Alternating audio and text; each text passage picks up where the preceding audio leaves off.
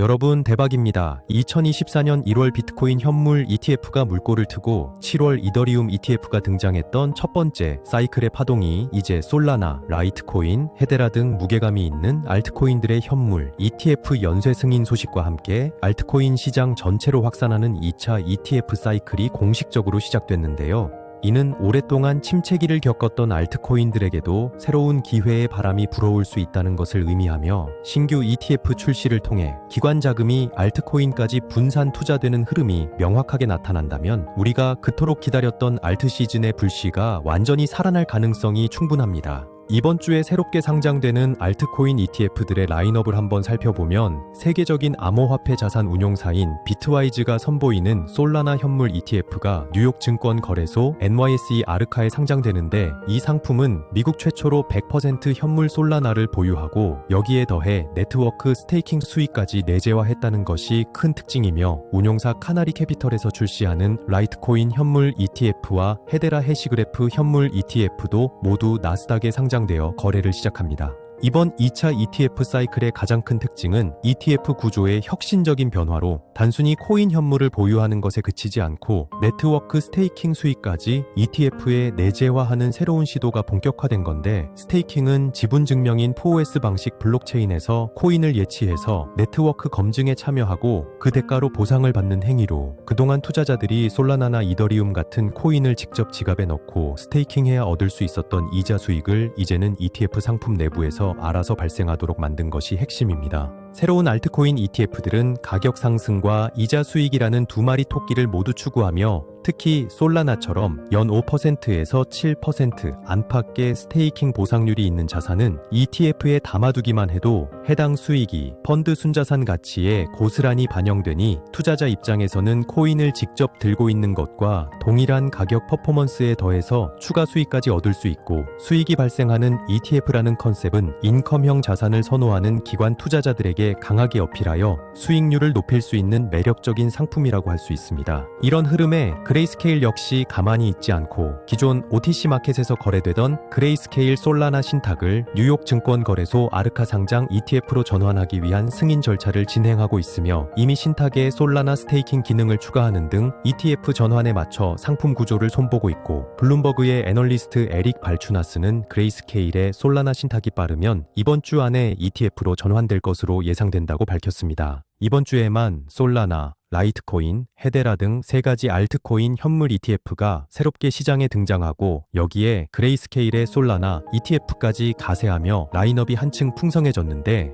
더 중요한 건 리플과 도지코인 등 다른 알트코인들을 포함해서 총 16건 정도의 현물 ETF 신청서가 이미 지금 SEC에 대기하고 있다는 점이며, 이는 이번 주가 신호탄이 되어 향후 몇 주에 걸쳐 추가적인 알트코인 현물 ETF 상장 러시가 이어질 것으로 기대해 볼 수 있는 상황입니다. 2차 파도가 거대한 자금 유입을 일으킬 수 있을지 판단하기 위해 지난 1년 동안의 흐름을 복습해보면 2024년 1월 미국 최초의 비트코인 현물 ETF들이 승인되자마자 출시 하루 만에 관련 ETF들의 거래 대금이 46억 달러에 달했고, 특히 블랙록의 비트코인 현물 ETF는 출시 이후 가파르게 성장해서 9달러라는 천문학적인 자금을 끌어모았으며, 초기 사이클에서는 이처럼 비트코인, 이더리움으로의 쏠림 현상이 매우 강했지만 이제 솔라나나 라이트코인 같은 ETF가 등장하기 시작했으니 상황이 완전히 달라질 가능성이 열린 겁니다. 알트코인 ETF로의 자금 유입 조짐을 판단하기 위해 우리가 주목해야 할 세 가지 지표 중 첫 번째는 첫날 거래 대금으로, 신규 출시된 ETF의 첫날 거래량과 거래 대금은 수요의 열기를 가늠하는 가장 중요한 잣대로, 이번에 출시되는 솔라나, 라이트코인, 헤데라 ETF들도 첫 거래일에 수억 달러 이상의 거래 대금이 터져 나온다면 기관과 개인 모두 관심을 갖고 뛰어들고 있다는 것으로 해석할 수 있습니다.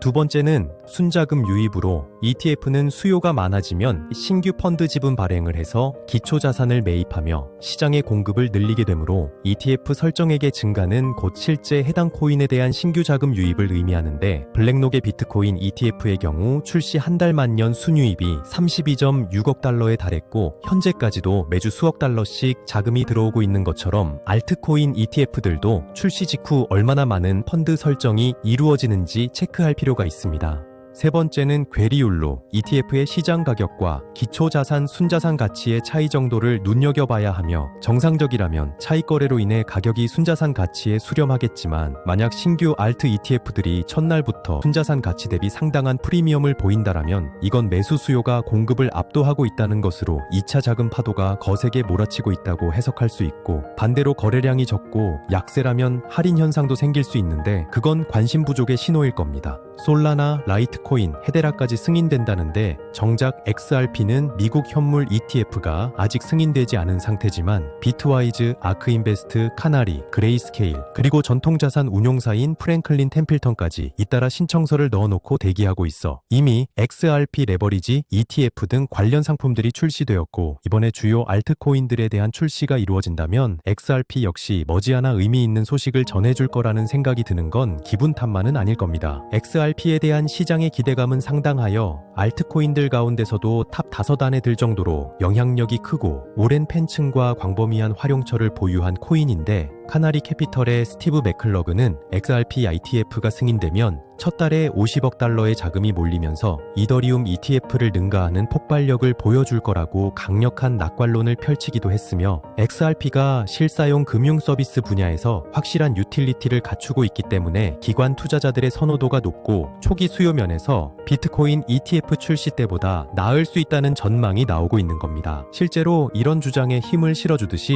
CMA 거래소의 XRP 선물 미결 제약정 규모가 이미 수십억 달러에 이르고 있는데, 이는 기관들의 XRP 간접 투자가 이미 활발하게 진행 중이라는 것을 보여주는 명확한 선행 지표이고, 유럽에서는 미카 규정 아래 여러 개 상장되어 운영 중일 정도로 글로벌 투자 수요는 이미 충분히 존재한다고 볼 수 있으므로 XRP 현물 ETF는 이제 언제 나오느냐의 시간 문제일 뿐 나올까 말까의 문제는 아니다 라는 게 시장 전반적인 시각이라고 할 수 있습니다. XRP 홀더들 입장에서는 살짝 답답하고 애가 탈 수도 있지만 너무 조급해하기보다는 차근차근 규제 절차가 진행되고 있다는 걸 기억할 필요가 있는데, 실제로 리플사는 최근 자사가 발행한 LLUSD 스테이블 코인의 수탁사로 BNHY 멜론과 손을 잡기도 한 것은 미래 XRP ETF 생태계의 결제 인프라를 선제적으로 준비하며 보폭을 맞추고 있다는 걸 의미하므로 결국 시계는 돌아가고 있다는 거고, 이제 SEC의 결정만 떨어진다면 XRP도 머지않아 ETF 두 번째 사이클의 주연으로서 무대에 오르게 되지 않을까 생각됩니다. 솔라나와 라이트코인, 헤데라 현물 ETF들은 암호화폐 2차 ETF 물결의 본격적인 시작을 알리는 일대 사건으로 비트코인과 이더리움으로 촉발된 첫 번째 물결이 있었다면, 이제는 그 여파가 알트코인 전반으로 확대되는 두 번째 사이클에 돌입한 것이며, 우리는 지금 언제 자금이 들어오고 어디로 흐르는지, 그리고 어떤 구조의 상품이 각광받는지를 면밀하게 관찰해야 할 시점으로, 이번 ETF 사이클의 승자는 어떤 코인이 실제로 가치와 수요를 입증하느냐, 그리고 투자자들이 어떤 상품 구조의 매력을 느끼느냐에 따라서 자금의 향방이 갈릴 것이므로, 솔라나, 라이트코인, XRP 등 주요 알트코인 ETF들의 핵심 지표들을 지속적으로 살펴보고 현명하고 전략적인 투자 스탠스를 잘 유지해야 합니다. 오늘 준비한 소식은 여기까지입니다.